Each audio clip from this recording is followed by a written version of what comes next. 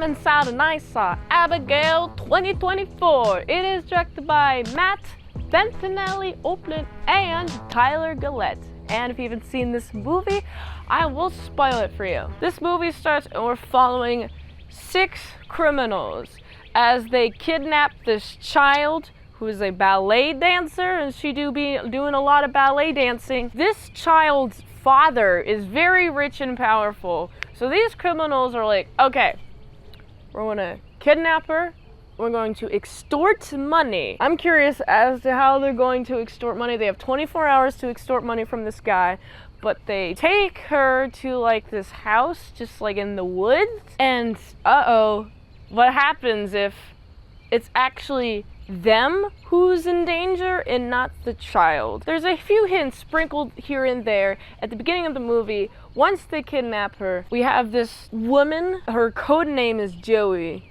They all get fake names, and their real names are like revealed later on in the movie, but they're all getting fake names. We got Joey, she's here, she's talking to the child, she's talking to her about her son. Oh, I got a son, it's about the same age as you.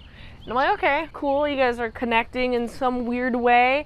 She's scared, but what's interesting is more and more information gets pulled out of her. It's like, we should be scared of who her father is. Who is the father? There's 6 people in this group. There's 4 dudes and like 2 chicks in this group.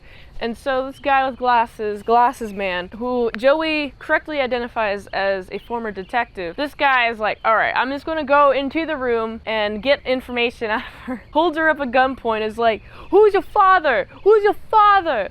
Ooh, and it's like this is really important man. It's like, oh, they're all scared. Oh no, right? And it's like, okay, this guy is definitely very important. I assumed pretty much right off the gate that it was Dracula, and this is Dracula's daughter that they end up kidnapping, because before watching this movie, the only thing I heard about this movie was that it involved Dracula's daughter. I was like, okay, intriguing, let's go. Okay, so very ominous things such as, you're stuck in here with me, you know? That's not the exact thing she says, but that's basically what she says. And so what's fun about this movie is she can just wriggle out of her handcuffs. It doesn't matter, doesn't care at all about the handcuffs. Oop, let me just crack my wrists open and just do a little handcuffs.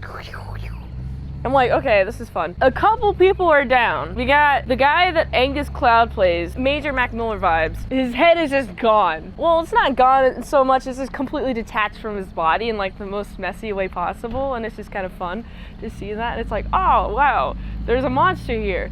And then another person gets attacked. Oh no, what's gonna happen? Oh wow, she's revealed to be the monster. It's actually kind of crazy how this works. And so now they're just trying to find ways to escape, but they're all barricaded in. It seems like all of this was some sort of trap, big old elaborate trap. And what I like about this movie is that it just expands upon Abigail being like the monster that they're stuck in the house with. One by one person gets down. The blonde chick gets bit by a vampire. She doesn't turn pretty much immediately, but when she turns, she's with the big muscle guy, and she gets the big muscle guy, and he's dead. Also, there's some things that confused me about this movie.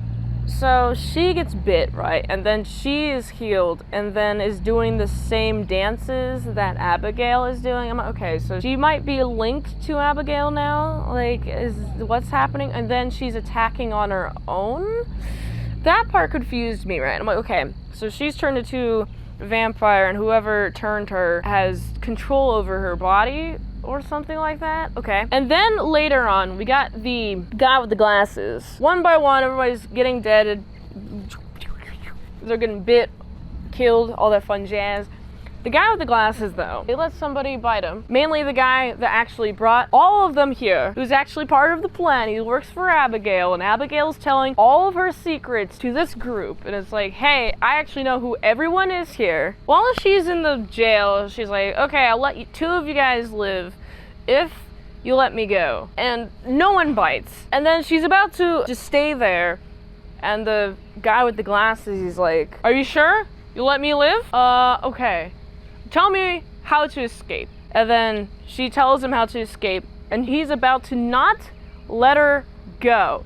And then she just goes and just pushes the door. I'm like, you could have just done that at any time. She was just playing with her food. I also like just how good of an actress she is. Like, Abigail, the character. She's a good actress. She's pretending to be very young. She's been doing it for like several centuries. Okay, so everybody's in danger here. And I'm just thinking, okay, I don't think Joey's in danger from Abigail as much as she's in danger with everybody else. The blonde chick has already started to bite people. You gotta send her to the sun. My favorite maneuver is taking the little shiny metal rack, putting it into the sun. It like beams up on her and just starts exploding her. Also, I should mention that maybe the first half doesn't have a lot of blood in it. And like when she starts doing the vampire stuff, that's when there's a ton of blood and there's like cool makeup and such. But then, third act, people just start exploding all over the place. I'm like, wow, okay, there's a lot. Also, this challenges the tropes of vampire stuff. Crucifixes don't work on her. Garlic doesn't work on her. There's a lot of failed attempts to stake her. The only thing that really works is to have her get injected with a sleeping medicine, but that's just a temporary solution. Also, she likes to comment on how her dad doesn't love her at all. Nope. I'm just trying to do all of this to make sure that my dad pays some sort of attention to me. And I'm like, okay, I like this. She's just trying to get some attention. And basically, the guy with the glasses, he eventually turns to a vampire by that guy who took him to here. And he's like, oh, I'm all powerful and blood hungry, and I'm gonna try to eat Abigail. And he like attacks Abigail, and Abigail doesn't die. He tries to attack Joey, but Joey is resilient and isn't going to let him attack her. Also, at some point, Abigail and her decide to join forces against the guy with glasses, man. I like the part where they're like both pushing the stake into his heart and then he explodes and then Dracula comes, and honestly, Dracula is just not imposing enough as a character. He just kind of looks like a guy. It doesn't even look like a billionaire guy. He just looks like a guy. I don't know if this is what I think Dracula looks like in my mind. I was thinking Dracula is this big old bad guy. He's going to be scary and imposing, and then he shows up and he's just kind of, oh, that's just kind of a lackluster dude. Oops. But he is a little bit scary. And he's about to eat Joey, and Abigail's like, no, just let her go, right? And then she gets let go. And that's pretty much the end of the movie. There were a few things I thought while watching the movie that definitely made me confused. Like, for example, the guy gets bit at the beginning, but it's tis a scratch. I'm okay with that. The blonde chick gets bit, and she's like a puppet, and I'm like, okay, interesting. And then she acts on her own. I'm like, okay, interesting. And then the guy with the glasses, he gets bit by the guy who brought him here and gets fed vampire blood, pukes out all of his blood, and is just a vampire now. And I'm like, okay, so is being fed vampire blood to make you your own independent vampire? Is that what's happening? Also interesting, he bites Joey and tries to control Joey, but Joey is just playing along with it. He's like, haha, nope. I'm not going to be your puppet, nope. And I like that Abigail knows how long it takes for the powers to take hold, because she's like, bro, you think it's gonna take that quick for you to get your powers? Ha ha ha. Proceeds to get staked and then poof, explode. There's a nice little happy ending. She is the final girl, and also she's going to go to her son. And now I hope she raises her son right. Teach your son about vampires. Teach your son about how real vampires are. Because wow, they're really real in this universe. I would be scared if I were her. I'd be like, wow, I'm never safe. How many vampires are there living out in the world? Did she know about vampires before this? The movie doesn't really say that much, but this was an entertaining watch. I did enjoy watching this. There were some laughs that I had, some questions that I already brought up, but didn't really take away from the viewing experience too much. And overall, I like this movie a lot. I like the acting and everybody. And also the Angus Cloud's character, the Mac Miller type character, is exactly who I expected him to be. And I'm kind of sad that he got, but what are you gonna do? What are you gonna do? There had to be just one final one. That was the final chick. Rip Angus Cloud. Honestly, didn't really know much about him before, except for that he's in Euphoria, and now I'm sad that he's gone. Let me know what you think about this movie, Abigail. What's your favorite part? What's your least favorite part? Just let me know all about it in the comments below. I gotta give this movie, it's a solid 7 out of 10.